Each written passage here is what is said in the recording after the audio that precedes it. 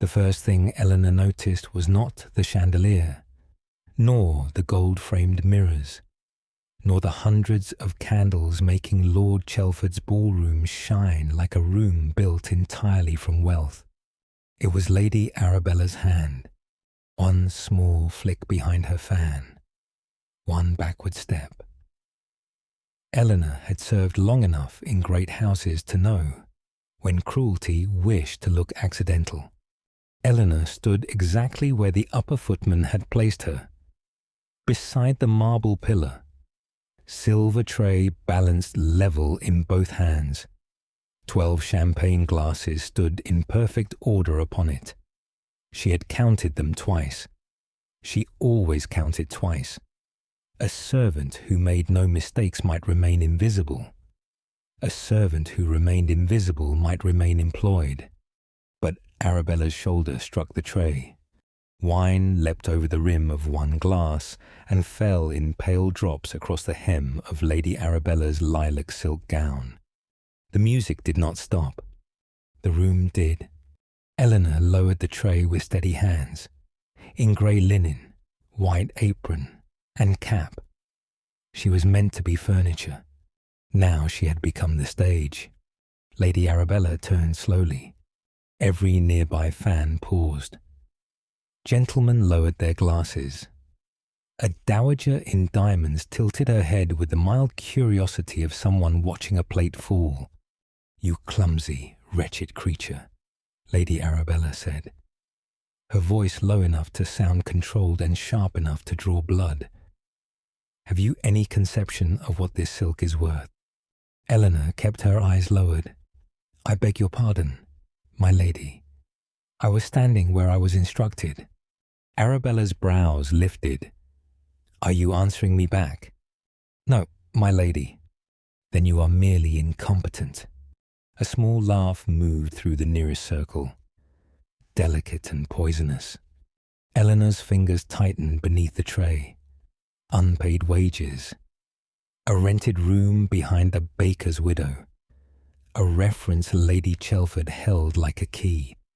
Arabella leaned closer. "By midnight you will be dismissed without a character.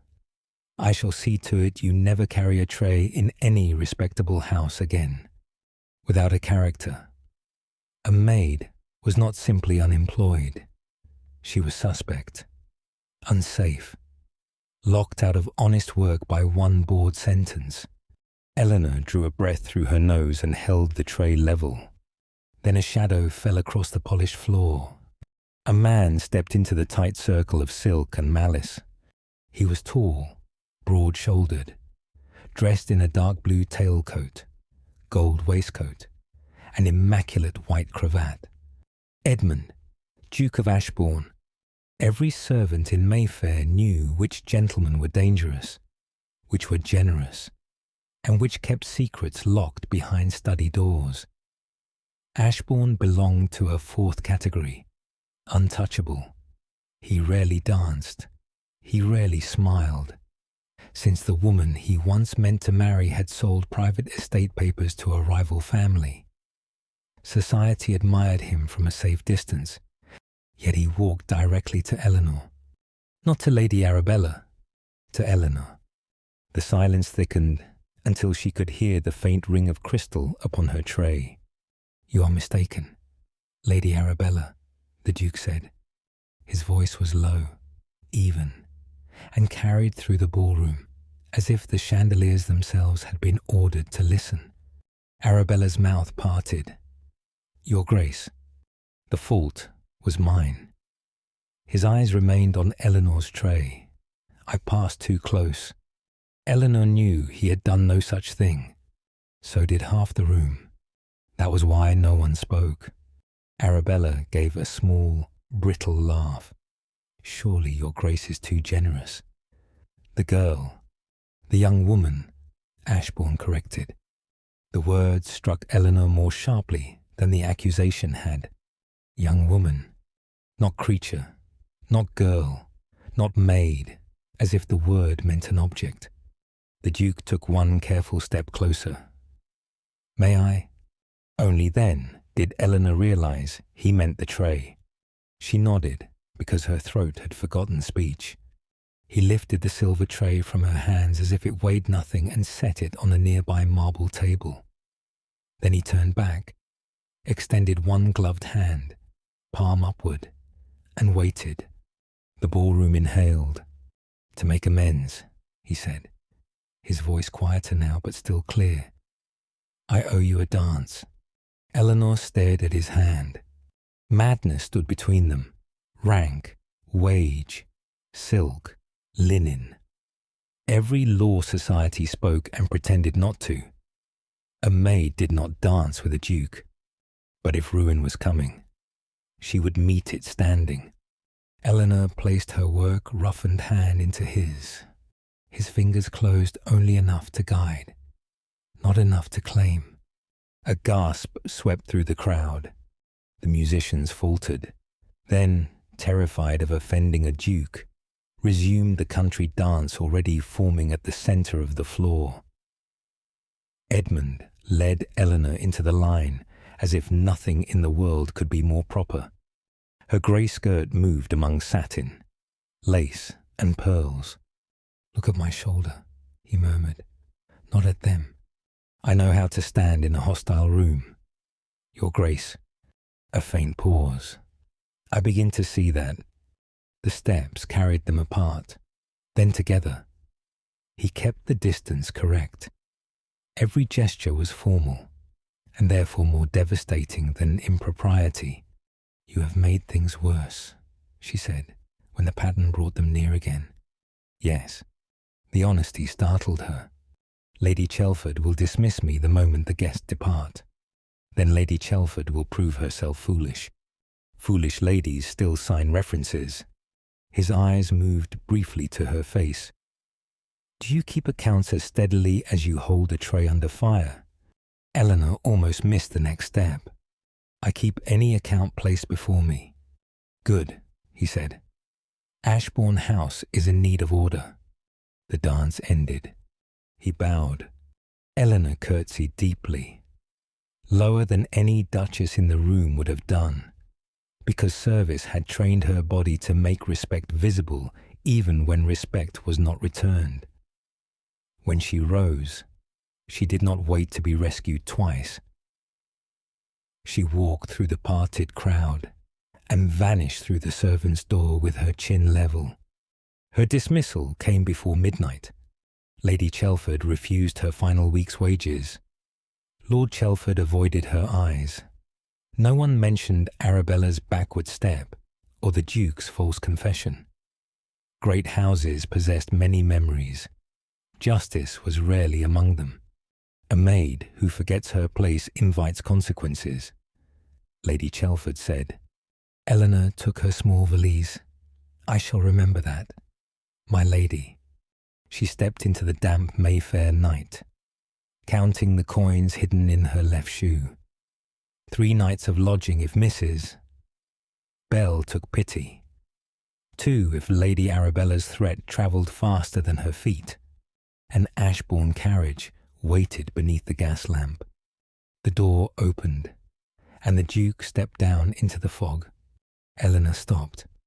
He stood at a respectful distance, hat in one hand, dark coat beaded with mist. "Miss Eleanor," he said. "It is only Eleanor. Your Grace." Then I shall begin again. "Eleanor." I miscalculated. She had expected command, pity, perhaps money pressed into her hand. She had not expected confession. "You did," she said. His mouth tightened, not in anger, in acceptance. "I intended to prevent Lady Arabella from destroying you in the ballroom. I failed to consider how quickly Lady Chelford would finish the work in private. You did not dismiss me." "No, but I made your dismissal more useful to those who wanted it." The fog moved between them. Eleanor did not soften the truth for him. "Yes." A footman opened the carriage door, then stepped back.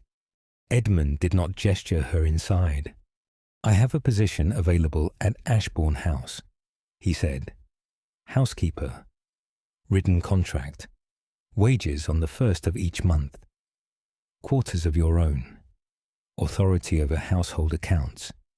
Kitchens, pantries, and servants below stairs. A reference guaranteed whether you remain 1 week or 1 year. Eleanor stared at him. A written contract. A reference. He had named the things she needed, not the things a guilty gentleman might enjoy giving. And if I refuse, then my footman will escort you wherever you name, with no debt attached and no story told. Why? She asked.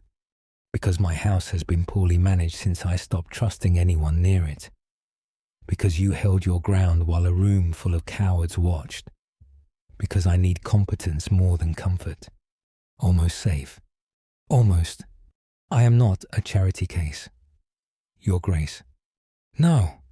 I will not be dressed up as evidence of your generosity. No. I keep my own wages. Of course. And if any person in your household speaks to me as Lady Arabella did, I dismiss them, or I leave. The first hint of warmth entered his otherwise severe eyes.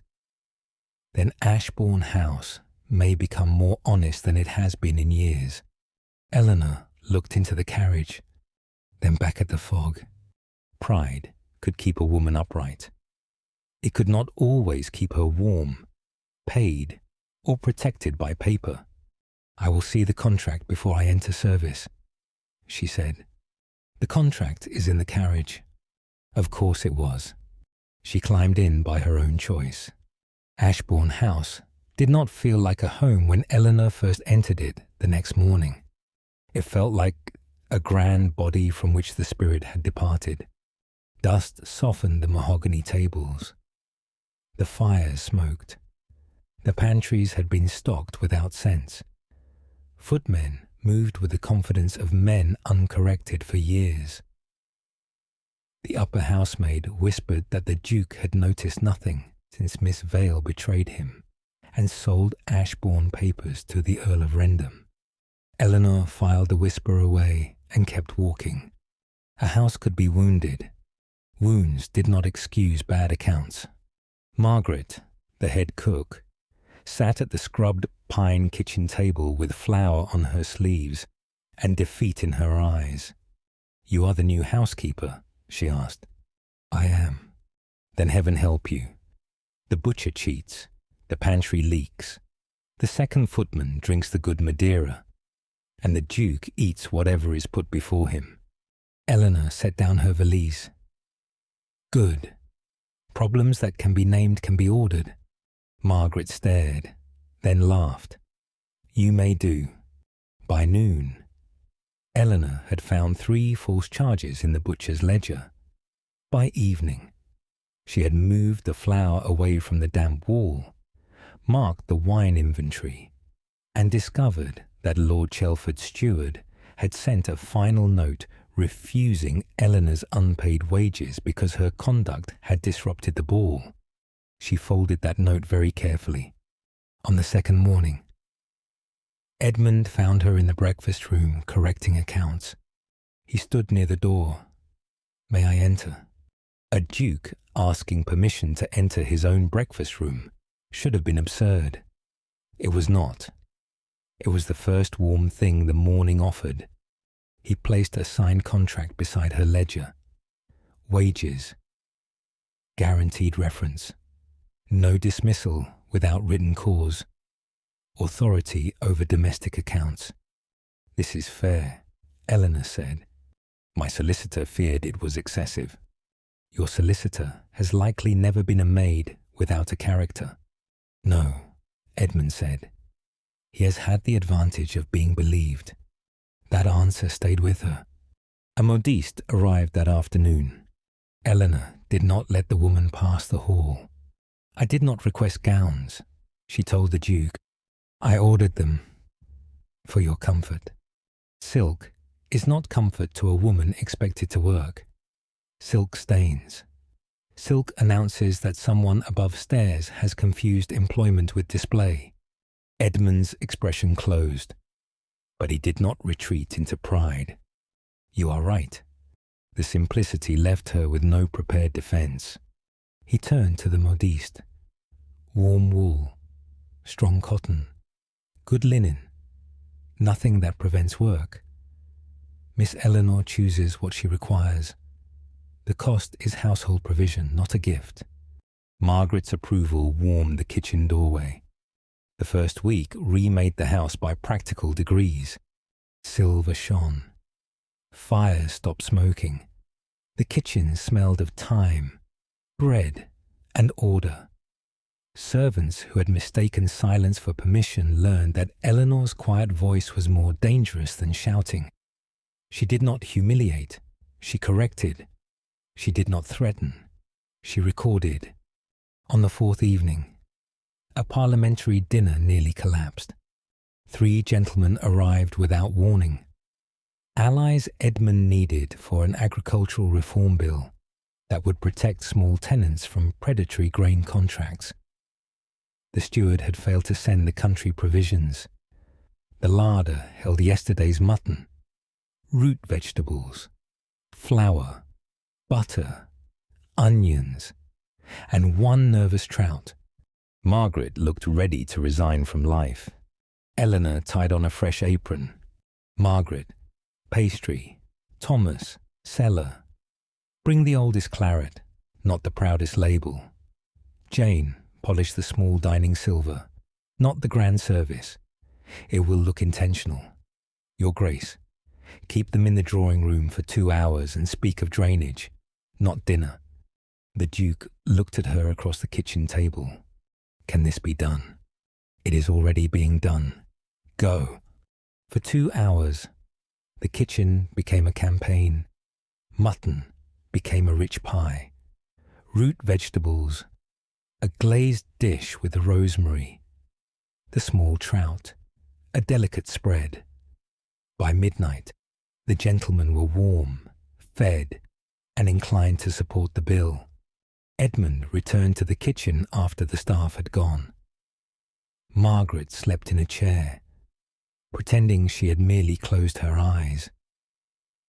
Eleanor sat at the pine table, one sleeve dusted with flour, adding cost to the ledger.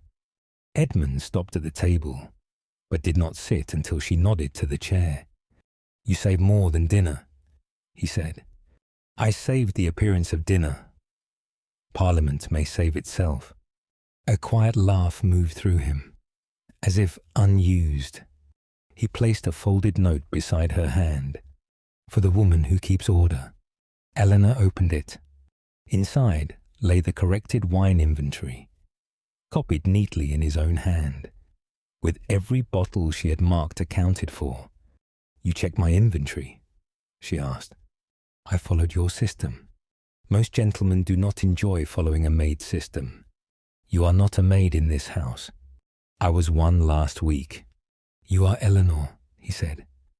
And Ashbourne functions better when it listens to you. She looked down at the ledger before the warmth in her face became visible. The next morning, a cup of tea appeared beside her household book. Strong, no sugar. Margaret passed behind her. His Grace said, You take it so... I did not tell him. No, that seems to be the point. Eleanor kept both hands around the cup. The first clue arrived through arrogance. Lord Wexford, Arabella's father, sent a note confirming that his shipping venture expected Ashbourne's backing by the end of season ball. His steward had misdirected it to the person managing Ashbourne's domestic funds. Eleanor opened it only far enough to identify its purpose. One line caught her eye. The Chelford matter has made the girl useful. Press the scandal if Ashbourne hesitates. The second clue came from Lord Chelford's steward. An invoice for 12 broken champagne flutes, allegedly lost when the dismissed maid dropped the tray. 12. Eleanor had carried 12 glasses and set down 12 after the Duke took the tray. She remembered because she always counted twice.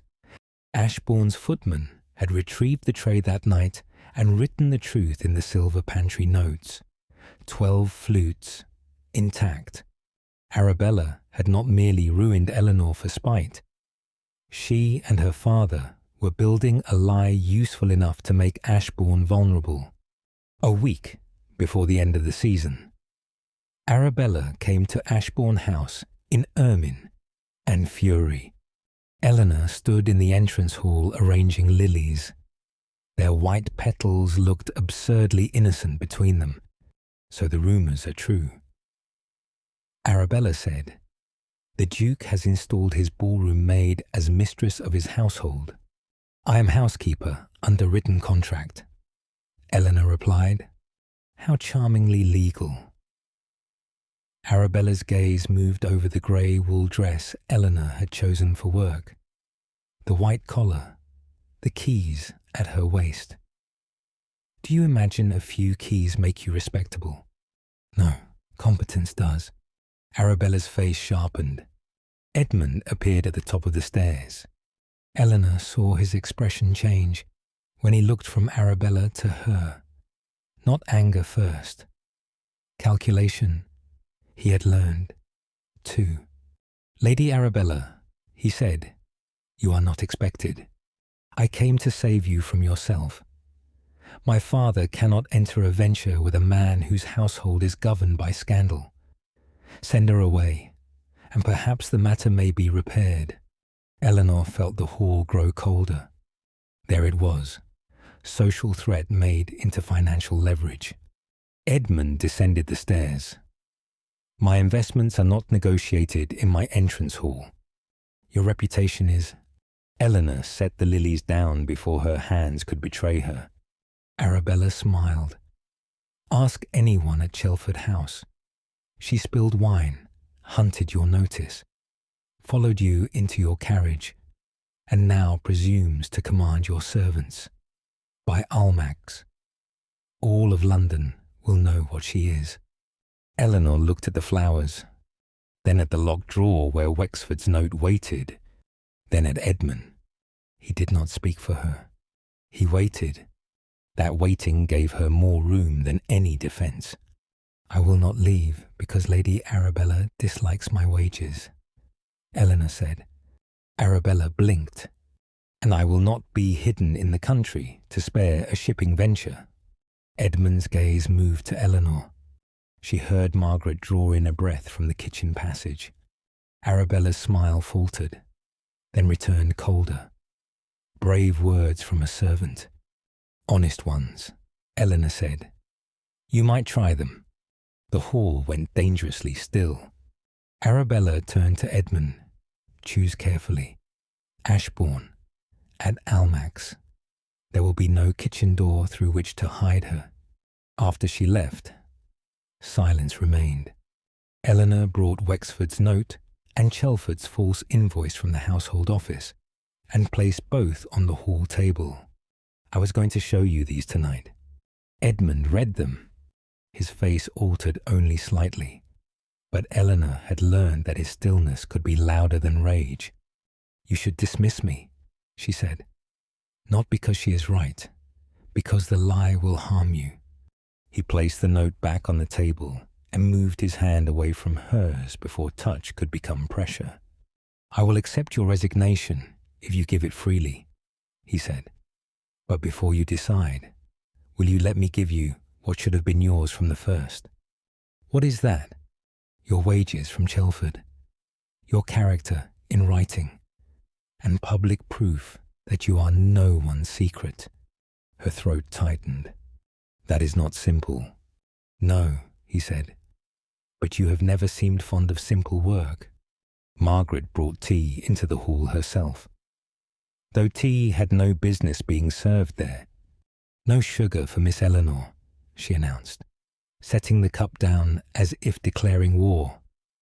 "And none for me either. I am too cross for sweetness." Eleanor laughed once, unexpectedly, and the sound broke the worst of the fear. They spent the next 2 days building a defence from paper. Eleanor wrote to Lord Chelford demanding wages and a corrected character, attaching the intact flute inventory. Edmund requested Lord Chelford's attendance at Almack's. Margaret prepared a signed household statement confirming Eleanor's contract. Wages and authority. The footman who retrieved the tray wrote his own note in a trembling but honest hand. On the morning of the end-of-season ball, Lord Chelford's answer arrived. No apology. Men like him rarely apologized until it became cheaper than silence. But he enclosed Eleanor's wages and a corrected reference. Dismissed under social misunderstanding. Not misconduct. Weak, cowardly, written. Eleanor folded the letter into her reticule. At dusk, Eleanor stood in the Ashbourne hall, wearing her pressed grey working dress and white cap. Margaret had offered muslin. Eleanor refused. If I am to be judged for being a maid, let them see the maid clearly. Edmund stood before her in evening black. I will not ask you to enter that room. I know. If you remain here, I will still present the papers. I know. If you enter, they will stare. They stared before. He held out his hand, palm upward. Eleanor placed the Chelford reference in it. Not her hand. Carry this, she said. I will carry the ledger. As you wish. Almack's glowed like a furnace of gold. The ballroom was crowded with everyone who believed themselves important enough to witness ruin from a good angle. Lady Arabella stood in pale gold silk, her father beside her. Lord Chelford nearby looking as though he had swallowed a plum stone. The moment Eleanor entered behind the Duke, the whispers began. The maid, Ashbourne's scandal, his creature. Eleanor held the household ledger against her ribs and kept walking. This time, she did not stand by the pillar. She walked to the centre of the ballroom. Edmund followed half a step behind her. That was his first gift to her that night.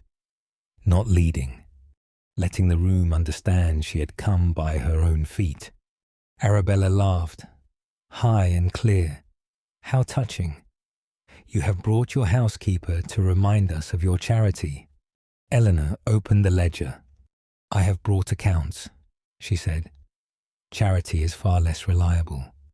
A ripple moved through the room. Lady Arabella's father frowned. This is absurd. No, Lord Wexford. Absurd is asking His Grace to invest in your shipping venture while using a false scandal to pressure him into agreement. Arabella's face changed. Eleanor placed Wexford's note on the small table beside the flowers. Then Chelford's invoice. Then the footman's inventory. Lord Chelford claimed I broke 12 champagne flutes the night I was dismissed. His Grace's footman retrieved the tray with all 12 intact. Lady Arabella claimed I caused the wine spill. His Grace publicly accepted a fault to shield me, though the true cause was Lady Arabella stepping backward into the tray. Lord Chelford dismissed me without wages or character because it suited this story. Lord Chelford went red. I corrected the reference. After receiving proof, the patronesses nearest the table leaned in. Eleanor continued before fear could reclaim her voice. This is my employment contract with Ashbourne House. Wages, duties, authority, reference guaranteed. Signed before Lady Arabella began calling my work by another name. Margaret stepped forward in her best black dress, carrying herself like a queen of kitchens. I witnessed it, and I have worked 30 years in houses where servants see more truth than guests. Miss Eleanor runs Ashbourne House. She does not haunt it. A few men coughed. A few ladies looked away. Lady Arabella recovered first. How noble. Shall we applaud a servant for doing sums?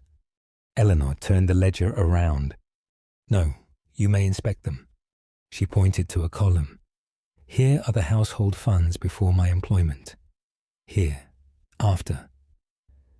These corrected entries prevented overcharges from Lord Chelford's steward, the butcher, and the wine merchant tied to your father's venture, if I were merely a scandal. Lady Arabella, you would not have worked so hard to remove me from the books. The ballroom had gone silent enough for the orchestra to forget it was still employed. Edmund stepped beside Eleanor only after she had finished. He placed her corrected Chelford reference on the table. Miss Eleanor has said what matters, he said, but I will add this. Any person who repeats Lady Arabella's slander after tonight does so in contradiction of signed accounts, written references, and the witness proof. Arabella's fan trembled. Her father took one look at the Wexford note and closed his mouth. Lord Chelford cleared his throat. Miss Eleanor, the household regrets the haste of your dismissal. Eleanor looked at him. He understood. And the withholding of wages, he added, stiffly. And the reference, she said, and the reference. It was not justice complete, but it was justice in ink before witnesses. Edmund turned to her then, not to the room, to her. Eleanor, he said, and the lack of title felt more formal than any address could have been. You entered Ashbourne House as my housekeeper under contract. You restored order where I had accepted silence. You protected my tenant's bill, my household, my name, and your own dignity when many in this room would have preferred you grateful and afraid. Eleanor's heart beat so loudly she almost missed the next words. I will not declare anything over your head. Before this room, I ask you plainly, will you permit me to court you with the intention of making you Duchess of Ashbourne, under a settlement that secures your independence, your wages, your name, and your right to refuse me until the moment you freely choose otherwise? The room seemed to tilt. Eleanor looked at his offered hand, then at the ledger. The ton had tried to make her small enough to dismiss. She had brought numbers, names, and proof into their brightest room. She placed her hand in Edmund's, not because he rescued her, because he had asked. Yes, she said, I will permit it. And if I become your Duchess, your Grace, the household books will remain honest. A breathless laugh passed through the room. Before anyone knew whether laughter was allowed, Edmund bowed over her hand and pressed one brief, respectful kiss to her knuckles. Then Ashbourne will be the safest house in England. He turned to the orchestra. A dance, if Miss Eleanor consents. Eleanor glanced at him. You are very fond of dangerous dances. No, he said softly, only honest ones. She gave him her hand again. The music began. This time, no one could pretend she had stumbled there by accident. Edmund led her into the dance with perfect respect, but Eleanor lifted her chin and stepped forward on her own count. The grey and white working dress moved beneath the chandeliers like a banner no one had thought to fear. By morning, the practical world had caught up. Lord Wexford withdrew his shipping proposal. Lady Arabella left town before luncheon, officially to visit an aunt in Bath. Lord Chelford sent a proper reference, full wages, and a formal apology written badly enough that Margaret declared it genuine. Eleanor remained housekeeper of Ashbourne until the settlement was drawn. Her decision, the settlement named her pin money, household authority, and freedom to provide references for servants dismissed unjustly. Edmund's solicitor looked startled at that final clause. Edmund simply handed her the pen. Spring came softly to Ashbourne House. The curtains were drawn back. Fresh lilacs stood in the hall where lilies had once trembled beneath Arabella's stare. The kitchens ran with cheerful terror under Margaret's command. The fires burned clean.